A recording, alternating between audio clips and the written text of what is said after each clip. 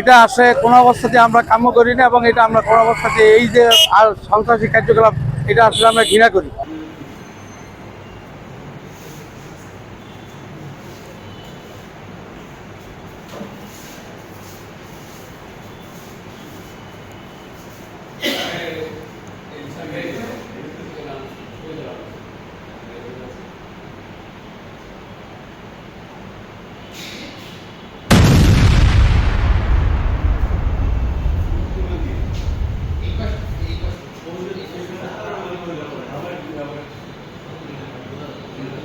জীবন অবাক না করলে কে করবে? 28% মিল্ক ফ্যাটের অবাক করার সাথে ফ্রেশ মিল্ক পাউডার। জীবন অবাক করুক প্রতিদিন। যেহেতু আদালত প্রাঙ্গণে এবং ঠিক যেখান থেকে আদালত পাড়া প্রাঙ্গণে ঢুকে ঠিক সেই জায়গাটায় এই ঘটনাটা সকাল 11:15টার দিকে ঘটেছে।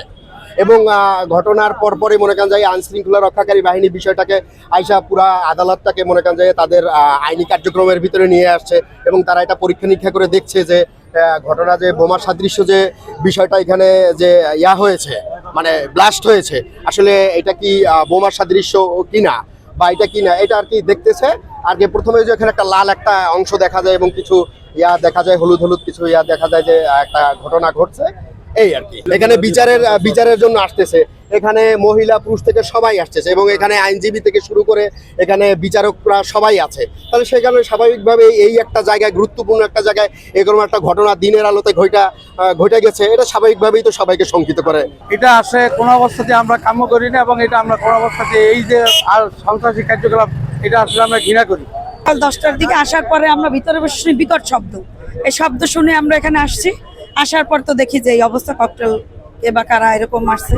কিন্তু আমরা সবাই আতঙ্কিত, বিচার অঙ্গনে বিচারপতিরা সবাই, বিচারকরা, আইনজীবীরা সবাই আতঙ্কিত। আমরা চাই সুষ্ঠু তদন্ত, কে বা কারা এর সাথে জড়িত আছে তাদেরকে খুঁজে বের করা হোক, তাদেরকে আইনি আওতায় আনা হোক। যেহেতু সিসি ফুটেজ আছে, এটা তদন্ত করলে অবশ্যই ধরা পড়বে। আমরা এখানে আসি, এটা বিকট শব্দ এরকম পাওয়া গেছে আদালত ভবনে। এখানে এরকম আমাদের কাছে মেসেজ আসার পরে আমরা সঙ্গে সঙ্গে এখানে চলে আসি। আমাদের সিআইডি ক্রাইম সিন টিম আসছে, র্যাবের ইউনিট আসছে, আমাদের ডিবিটি পুলিশ কাজ করছে। এই শব্দটা হওয়ার পর যখন এখানে কাজ করছে, পাশাপাশি আমরা সিসি ফুটেজগুলো সংগ্রহ করে দেখছি যে আসলে বিষয়টা কি, কিসের শব্দ এবং কারা বা এটার সঙ্গে জড়িত, বা এগুলো আমরা উদ্ঘাটনে কাজ করছি। এটা জানার পর আমরা বিস্তারিত বলতে পারবো যে আসলে কিসের।